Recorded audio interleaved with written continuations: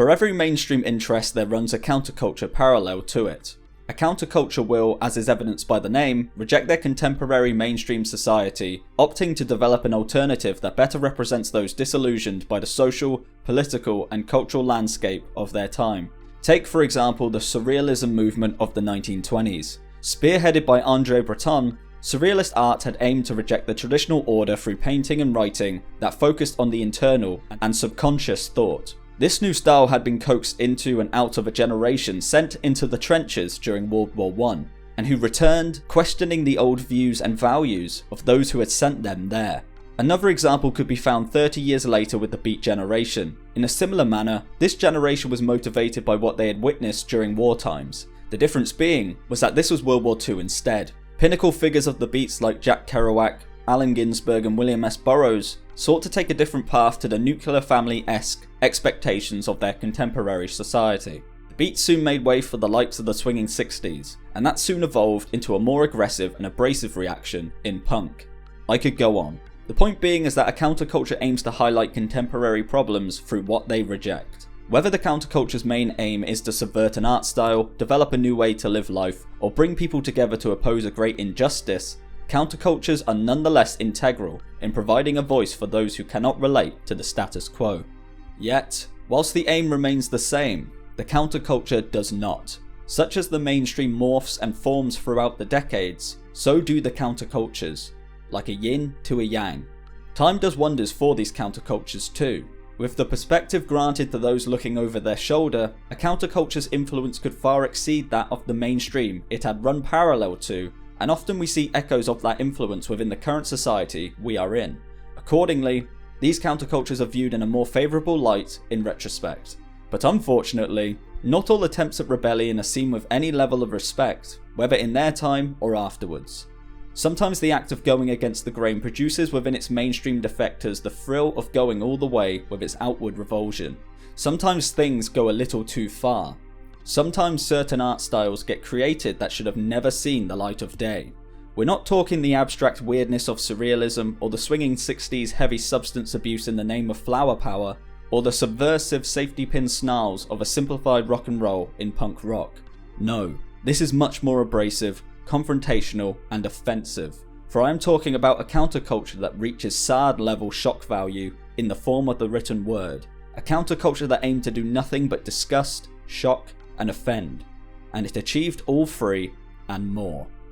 Despite this, however, the counterculture I am speaking of is not so well known. Fortunate for those with a weak stomach, it appeared as quickly as it vanished, and even now people don't seem to know much about this brief period in time when confronting the worst of human nature through the written word was in vogue. This is the disturbing rise of splatterpunk.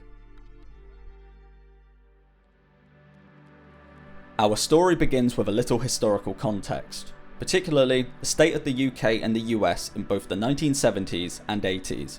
In regards to the former, the UK was in trying times. For the first time since the end of World War II, the UK had begun to fall behind their contemporaries economically. Additionally, protests were occurring all around the country, and the IRA were causing mass anxiety for the population. To top it all off, by the end of the 1970s, Margaret Thatcher was elected Prime Minister, and would remain so throughout the following decade. On the other side of the pond, things weren't looking too great either. The 1970s were the depressing hangover of the swinging 60s. What had not long before seemed rife for change and idealism had died off into a conservatism and conformity that appeared to reach its max with the Nixon administration, occurring between 1969 to 1974, and continued with the Reagan administration, which started in 1981. The Richard Nixon Presidential Library summed up the 1970s as such. The 70s were an uncertain time. The United States was powerful and wealthy, but Americans were uneasy, struggling with unemployment, inflation, and a series of energy crises. As the nation transitioned from a manufacturing to a service-based economy, plants closed, workers protested, and jobs went elsewhere. A mass movement questioned the environmental cost of American affluence. Reforms meant to alleviate poverty and promote economic vitality stalled. The uncertain times seemed perfect for a resurgence of the horror genre. In the 1970s, staples of the genre were being published, such as The Exorcist and Stephen King's Carrie, the latter of which would give the ascending trend boosters into the mainstream. Slasher films too were on the rise, with films like Friday the 13th, Halloween, and Nightmare on Elm Street capturing the dark imagination of the everyday man and woman, horror, with all styles considered, was at peak popularity. The genre hadn't had so many notable names attached to it since Edgar Allan Poe or H.P. Lovecraft. Of this surge in popularity, a subsect of horror would be found in quiet horror, a style that aimed to scare its readers through suggestibility and suspense. The term quiet horror came from Stanley Ellen's 1965 short story collection of the same name. It would be further popularised by writers such as Ramsey Campbell and Charles L. Grant. And so now we have the scene.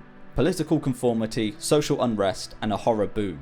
Scenes such as this were going to break out in many forms. However, in our particular niche, this configuration broke out in a term coined at a party in 1986 by writer David J. Schall, following a heated debate against those on the side of quiet horror and those siding with a more explicit style, the name of which they hadn't quite got right yet. At its most basic explanation, splatterpunk is a movement in the horror genre that sought to portray its horror elements in as unflinching and graphically descriptive a way as possible. No suggestibility or filling in the blanks here.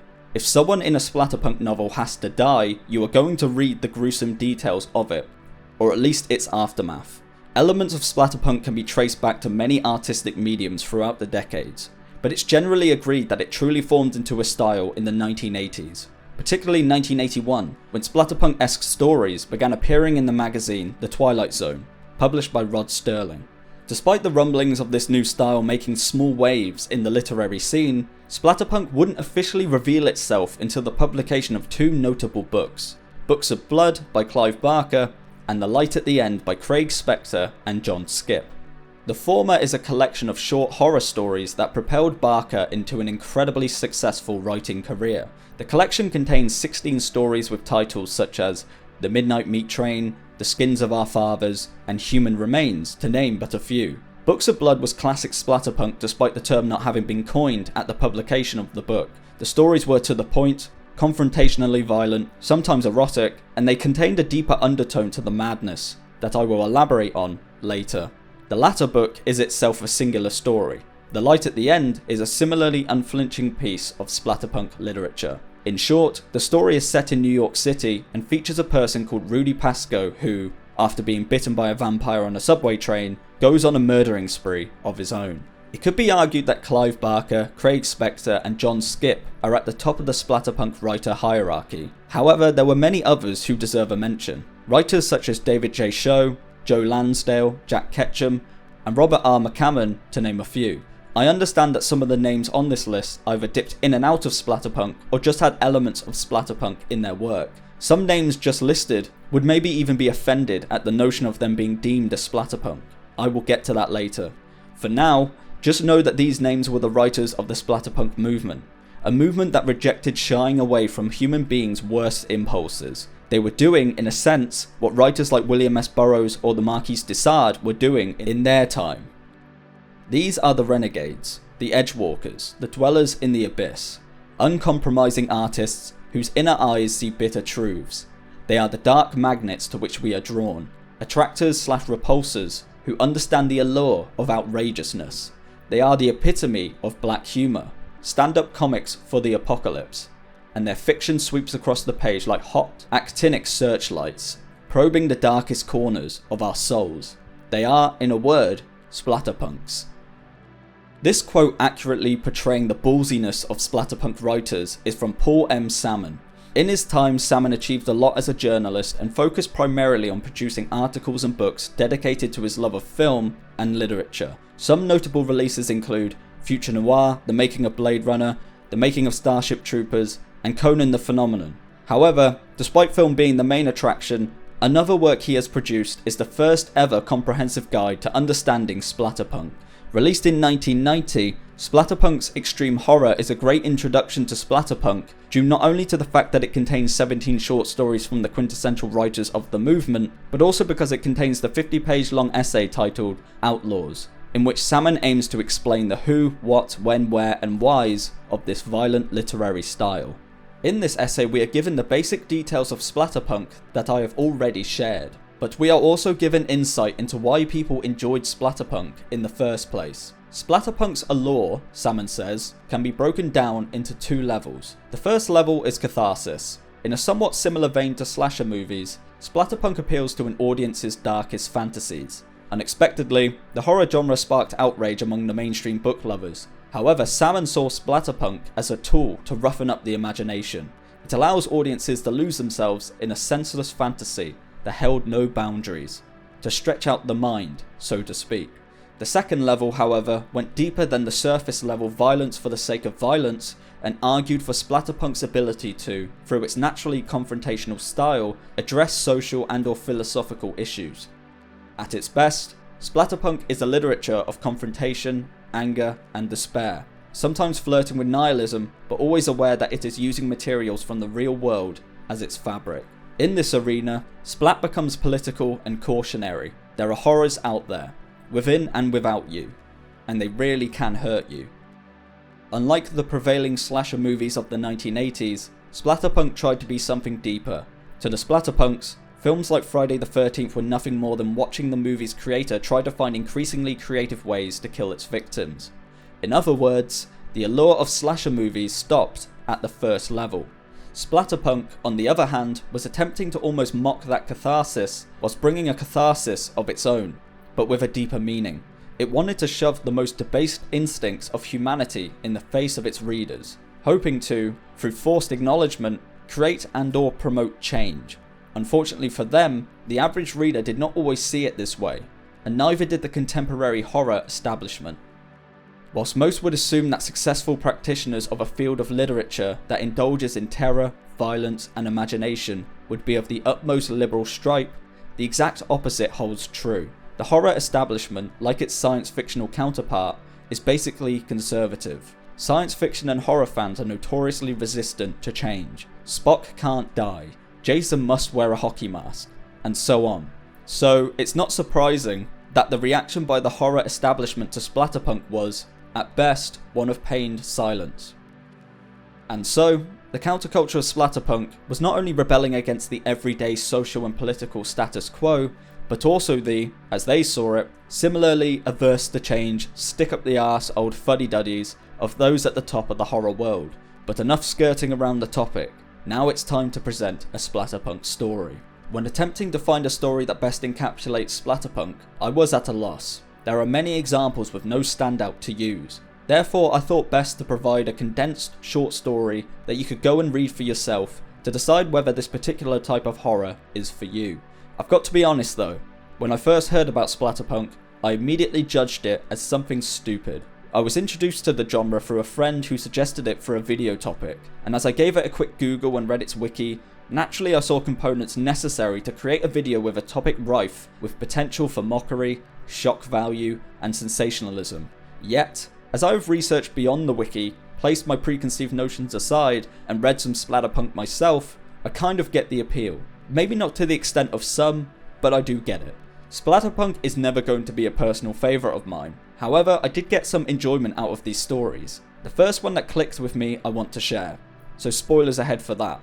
Whether through the first or second level of allure, I think the fence sitter could be coaxed to the side of Splatterpunk by the previously mentioned 27-page short story, The Midnight Meat Train.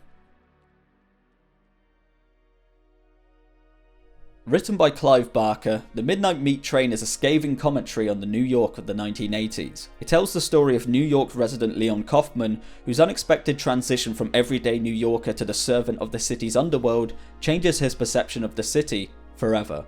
We are introduced to Kaufman as a 3.5-month-long New Yorker, who in such a short space of time is disillusioned with his environment. Seeing New Yorker as the palace of delights in his youth, he had come to the city with high expectations of the glamour and excitement he believed only the Big Apple could bring to his life. When he arrived in the city, he did so with an idealism so strong, he looked up to the sky and loudly proclaimed, "New York, I love you." Unfortunately for Kaufman, this was the New York of the 1980s, rife with criminal activity and in need of a bit of a tidy. The idealized version of the city in Kaufman's mind is likened to the idealization of a seemingly clean-cut woman who turns out to be the opposite. New York was just a city. He had seen her wake in the morning like a slut, and pick murdered men from between her teeth, and suicides from the tangles of her hair. He had seen her late at night, her dirty back streets shamelessly courting depravity. He had watched her in the hot afternoon, sluggish and ugly, indifferent to the atrocities that were being committed every hour in her throttled passages. Kaufman's first 3.5 months in the city brought him into contact with many dangerous scenarios and people who shared similar stories. Creepy looks, late night fast-paced walks home, eyes constantly over his shoulder, but nothing could quite compare to the murders occurring below, in the subways. Subway slaughter was the term being used by the residents and the press. It was a weekly occurrence, and nobody knows who or why. Enter Mahogany, the answer to those questions. When we are introduced to the butcher, he is just waking up in his dingy flat high above the potential victims next to be chopped up and hung upside down, carved up as if for an elaborate meal. Mahogany views himself as a higher being. He looks at the population as a human butcher would, as cattle, and so when he looks from his window at the people filing in and out of buildings, or others absent-mindedly walking within larger crowds directing towards nowhere, he does so with a satisfaction at their ignorance towards his importance. Despite his innate brilliance, Mahogany knows he is getting old. His age has led to sloppy work, and by sloppy work I mean jobs half done and or abandoned due to the cops being on his tail. His evasive abilities have diminished due to his age. Soon he would need to pass on his knowledge before he gets too old to continue. There were so many felicities he could pass on. The tricks of his extraordinary trade, the best way to stalk, to cut, to strip, to bleed, the best meat for the purpose, the simplest way to dispose of the remains. So much detail, so much accumulated expertise. On this seemingly ordinary night, Kaufman and Mahogany were working late, the former at the office, the latter on the Avenues of America's line. Both were to come into contact soon enough. After a late night session that Kaufman promised himself would be over by 10 PM, 11 PM had struck and he hadn't even finished his work. Fatigued and with no clear end in sight, he decided to leave the office to catch the last subway home. He got on the train and sat in the first car. To his right in the second car, a spotty adolescent sat staring up at the graffiti on the ceiling along with some other passengers further down the cars. Knowing he had 35 minutes before arriving at his stop, Kaufman drifted off to sleep. A sleep ushered on by the gentle rocking of the train as it sped underneath New York. Mahogany began his butchering throughout the cars, making his way, one by one, to car number 1. When Kaufman randomly awoke, he was alone in the car, which was now drastically faster than it had been prior. Darkness had descended too, and to his right the second car had been curtained off. Driven by confusion and curiosity, he got up and tried not to lose balance. As he tried to get a peek through the curtain, he slipped up on blood. He then found a small rip in the curtain he used to get a look into car 2. His mind refused to accept what his eyes were seeing beyond the door. It rejected the spectacle as preposterous, as a dreamed sight. His reason said it couldn't be real, but his flesh knew it was. His body became rigid with horror. His eyes, unblinking, could not close off the appalling scene through the curtain. He stayed at the door which the train rattled on, while his blood drained from his extremities, and his brain reeled from lack of oxygen. Bright spots of light flashed in front of his vision, blotting out the atrocity. Then he fainted. Kaufman awoke on the floor lodged underneath the seats of the train. Fortunately, the increased speed of the train, and thus its rocking, nudged him out of sight of Mahogany, who had entered car 1 and went straight to the driver to strike up a conversation. As Mahogany was lost in whatever conversation he was in with the driver, Kaufman begins to edge towards the door to car 2 in hopes of escaping a similar fate to what he saw through the curtain. Knowing what he would have to confront on the other side, Kaufman crawls to the door, grips the handle, hesitates a bit, and eventually slips inside, now face to face with the work of the butcher. It filled every one of his senses. The smell of opened entrails, the sight of the bodies, the feel of fluid on the floor under his fingers, the sound of the straps cracking beneath the weight of the corpses, even the air, tasting salty with blood. He was with death absolutely in that cubbyhole, hurtling through the dark. The hanging and mutilated bodies of the adolescent, along with 2 women and another older looking male, were swaying to the rock of the train. Despite this, Kaufman knew he had to keep moving forward to put as much distance between him and the butcher as possible. As he was doing so, the train suddenly rocked violently and the lights momentarily switched off. Kaufman fell and reached out to grab onto something, and he did, to the back muscles of one of the hanging corpses, with his face following seconds after. In pitch black and the wet meat between his fingers, he screamed. The lights came on. Rapid footsteps could be heard from the first car. In less than 5 seconds, Kaufman was now face to face with Mahogany, who had come through the door. A few words were exchanged as Mahogany slowly crept forward with his cleaver in hand. He swung and missed Kaufman's face by an inch. The cleaver lodged into one of the corpses to the side, and, taking his chances, Kaufman plunged a knife he found on the floor into Mahogany's neck. After a tense second or two, the knife was pulled out and Mahogany clawed at his neck as death came for him, undeterred by Mahogany's desperate attempts to thwart it away. Mahogany collapsed to his knees, staring at the knife that had killed him.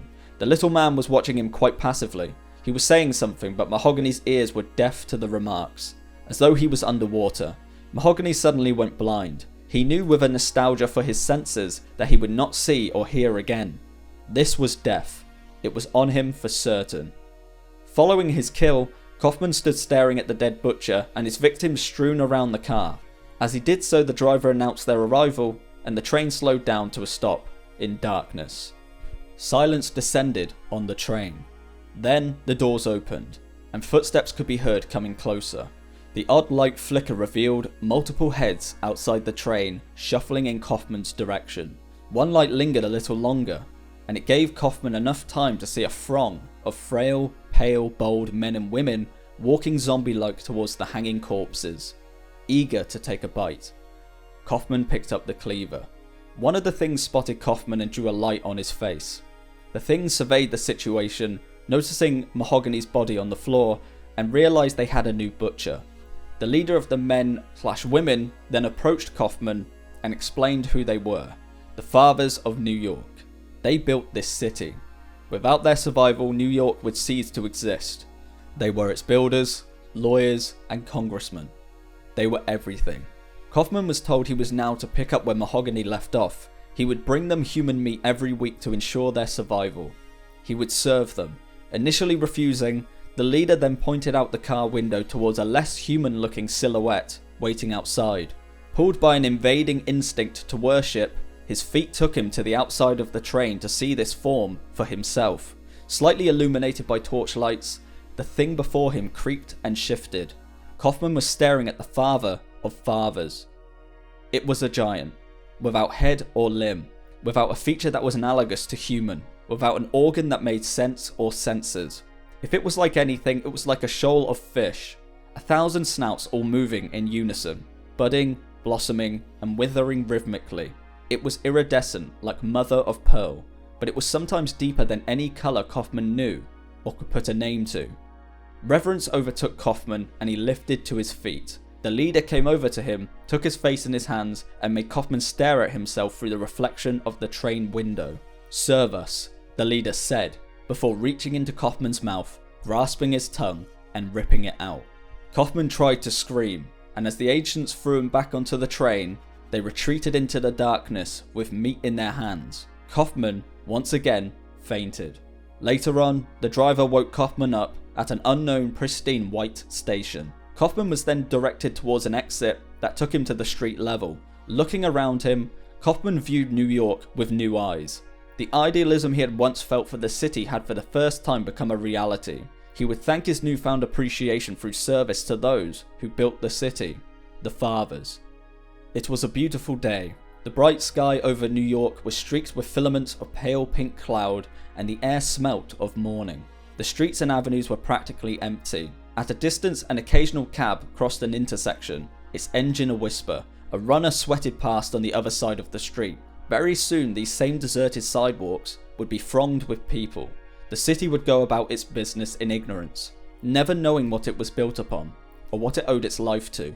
Without hesitation, Kaufman fell to his knees and kissed the dirty concrete with his bloody lips, silently swearing his eternal loyalty to its continuance. The Palace of Delights received the adoration without comment. Despite Paul M. Salmon's anthology coming out at the beginning of the 1990s, as well as a follow-up being published in 1993 titled Splatterpunks 2 Over the Edge, the genre took a nosedive in popularity with the arrival of the new decade.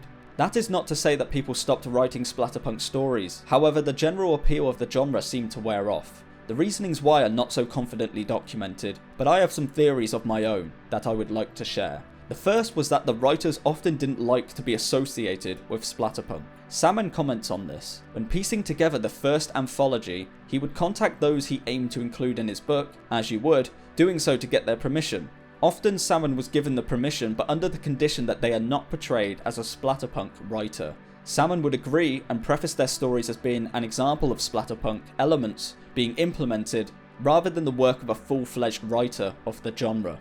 This was not for everyone, but quite a large majority did this. The reason for this was because to be coined a splatterpunk writer was to, in the eyes of the general population, indirectly discredit your writing abilities. It was seen as the equivalent of a director being an adult entertainment director. Sure, they can do the job, and yeah, sure, they are a director, but the job itself is the lowest effort there is. Or at least it is perceived to be. I've never done it myself. The connotations of splatterpunk at that time, and really even now, degraded the level of seriousness that writers would be taken at. Making a living as a writer is difficult enough, and these people wanted to preserve their careers. Rejecting the term was just another way to do so.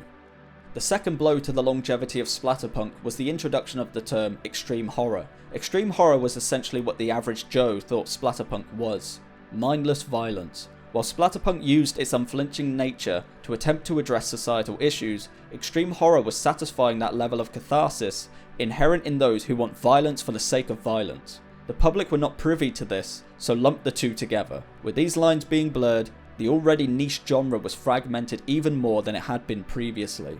Another reason for its decline was the fact that there was no one person who led the charge. Unlike in other countercultures mentioned earlier in this video, splatterpunk did not have what Andre Breton was to surrealism, or what Ken Kesey was to the swinging 60s, or what John Lydon was to punk. All they had were fragmentedly placed stories within a loose community, half of which rejected the name anyway. Lastly, splatterpunk didn't have its own style. It didn't have a thing. The issue was that splatterpunk didn't have an aesthetic that distinguished it in the same way something like, say, cyberpunk did. We hear cyberpunk and we picture the typical aesthetic that conjures up, but with splatterpunk we can't because there isn't one besides gore, and to get to the gore you need to read it. A splatterpunk book then could easily be mistaken for any other horror book from the outside.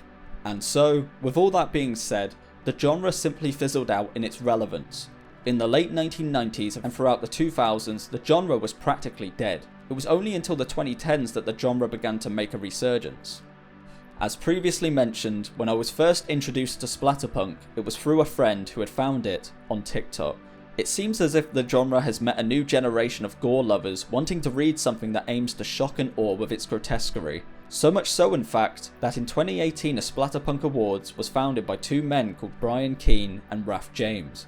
The more recent splatterpunk books have attached to themselves somewhat of a reputation not unlike those of the 1980s. If anything, I'd even argue there's more of a reputation.